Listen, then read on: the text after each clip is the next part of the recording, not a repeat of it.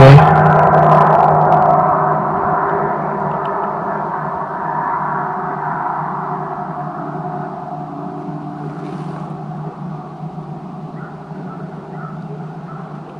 He's 98 yards. Let's see if I can put a shot on him.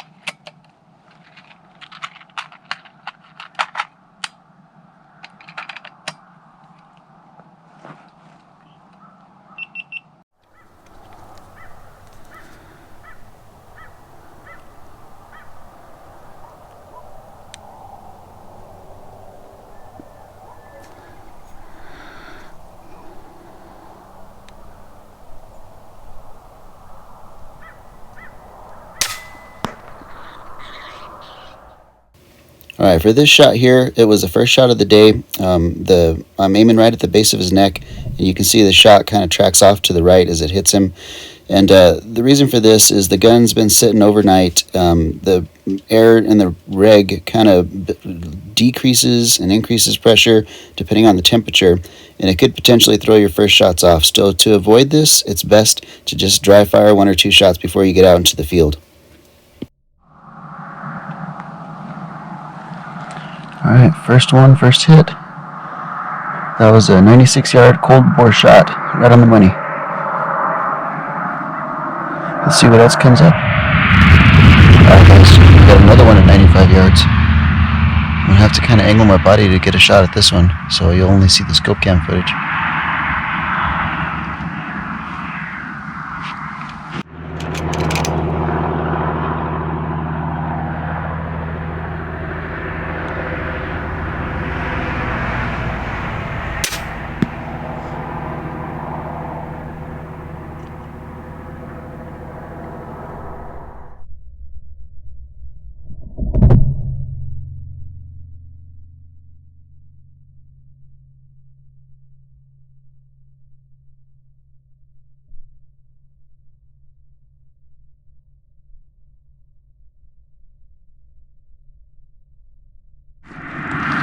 Alright guys, drop that one on the spot. You didn't even move.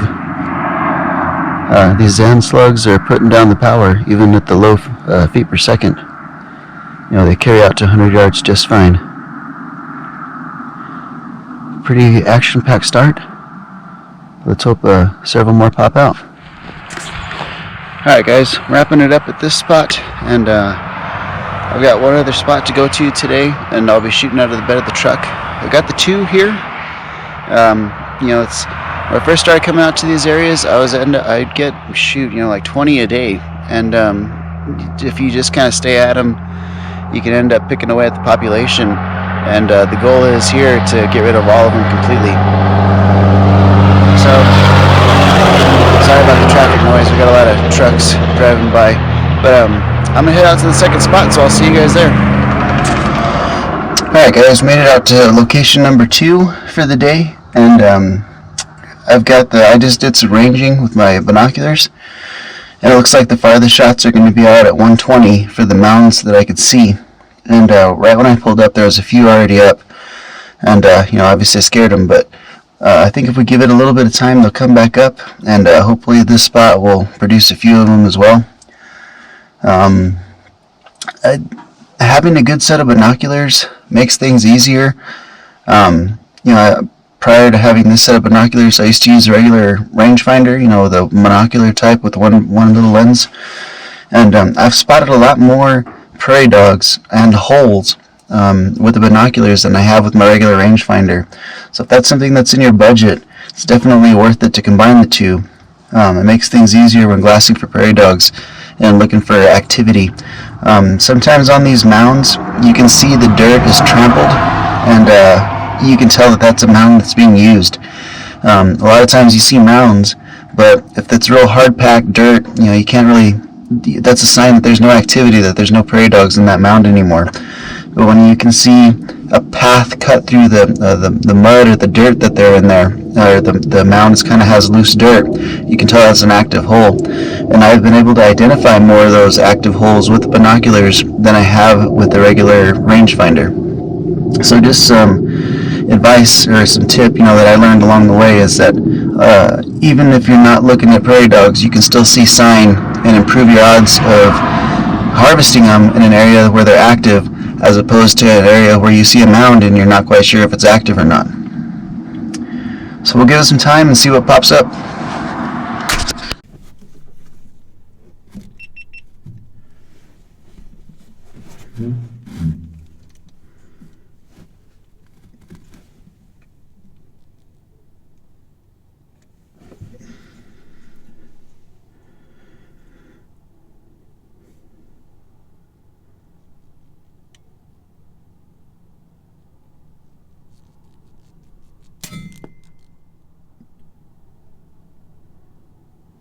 Drilled that guy right at 60 yards.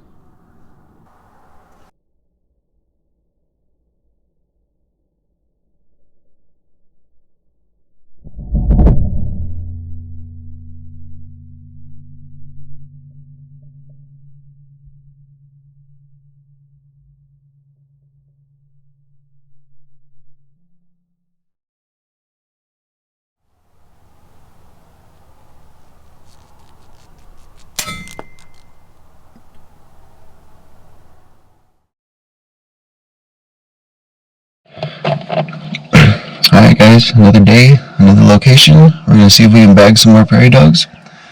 I'm out here bright and early and waiting for them to pop up, and let's see what we can get for the day. So let's see, last few days, it's only been a couple a day, one or two or three, but hopefully this place will be a little bit more productive here. I was driving by on the way back home yesterday, and I saw several of them out here kind of hanging out in the sun. And today there's no wind, very light breeze, and it's already pretty warm. It's already 35 degrees. So the last couple of days it's been below 30 at this time. So hopefully it'll be a good day. So let's see what we can come up with.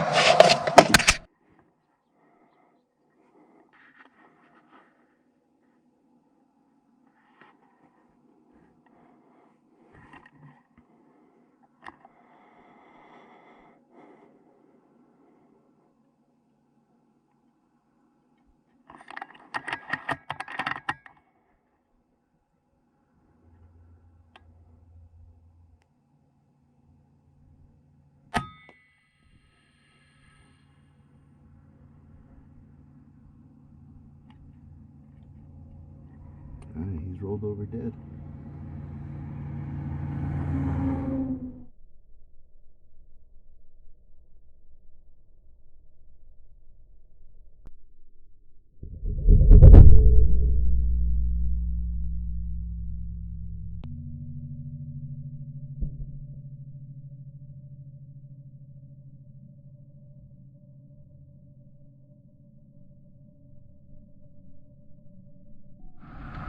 Alright, I got one up real close. I'm going to see if I can make a left-handed shot.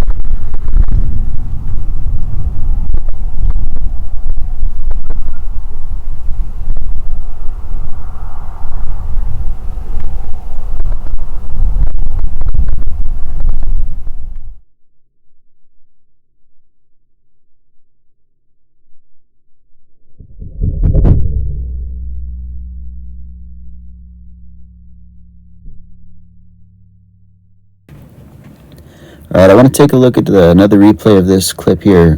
For one, it's just super clear and easy to see what's going on.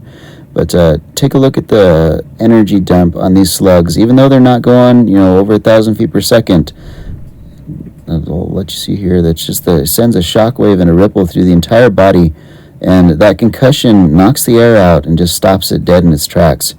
And that's a clear sign that your slugs are expanding like they should. Alright, that dude is down. Now, if you guys watch my videos for prairie dogs in the past, you'll notice that I never really splurged on bipods. I've always used the Amazon knockoffs of the Atlas and the Accu Tac.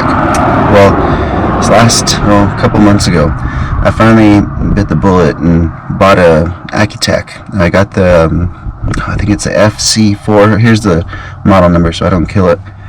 And it's got cant and pan. And right there I utilize both those. I'm shooting in the bed of the truck, and the tailgate's not necessarily even, and shooting crossbody. The bipod is very wide and very solid, but it makes it shooting from an uneven surface a little difficult unless you could make those adjustments. So if it wasn't for that bipod right there, I probably wouldn't have been able to make such a steady shot. And given it was real close, he wasn't very far away, still that made a big difference. And if you guys are wondering if there is a difference between those bipods, there definitely is. The Accu Tac is rock solid. It's huge. It's a big bipod, but it is rock solid, and it'll definitely keep you steady for some long-range shots. Not that you can't get away with the cheap one, but if it is on your bucket list, it's definitely worth getting. Well, that's the third one for today, so hopefully some more come up. I know I saw some more in this area yesterday when I drove by, so hopefully we can get a few more of these guys. Alright, finally got another one up.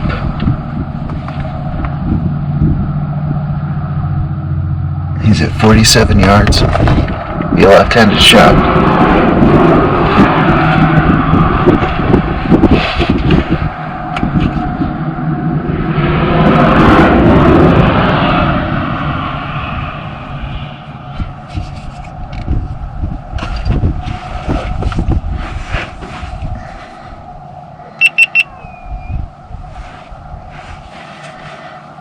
There he is.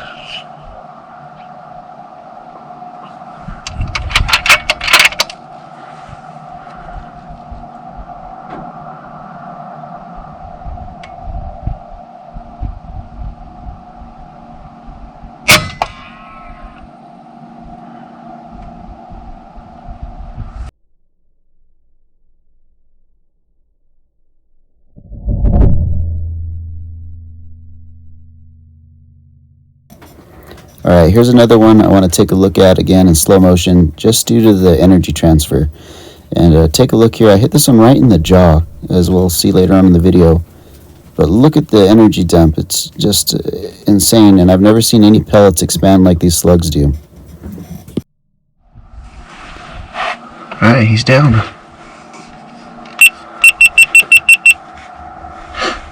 Now, I don't know if you guys could hear that slug zing after it hit him, but what's happening there is after the slug impacts him, it mushrooms, and when it comes out, it looks like a frisbee out of the backside. It makes that zinging sound.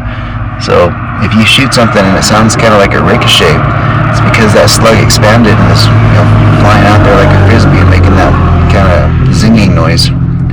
So that's another way to tell that your slugs are expanding. Alright guys, I wrapped it up for the day. I'm going to go out here and see what I can collect. Here's the field.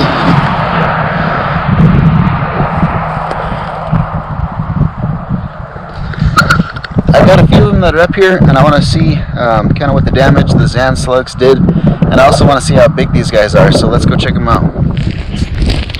Alright guys, coming up on the second one, this guy is a tank. Look at him compared to my hand. He's a huge sucker. And I nailed this guy. Man, this guy's big. And look at him compared to my boot. This guy is pretty good sized. Now, I hit this one right here, right underneath his chin, and I must have exited out the side over here, but dropped this guy pretty good. I think this is the biggest one I've shot in the last few days. He's a good sized one. Alright, so here's our collection for the day. Three little fatties. If you guys enjoyed these videos, stay tuned. I'm going to try and keep a lot of them coming. I've got another trip planned the next couple weeks to go up to another area where they're shooting lots of them. So stay tuned, and thanks for watching.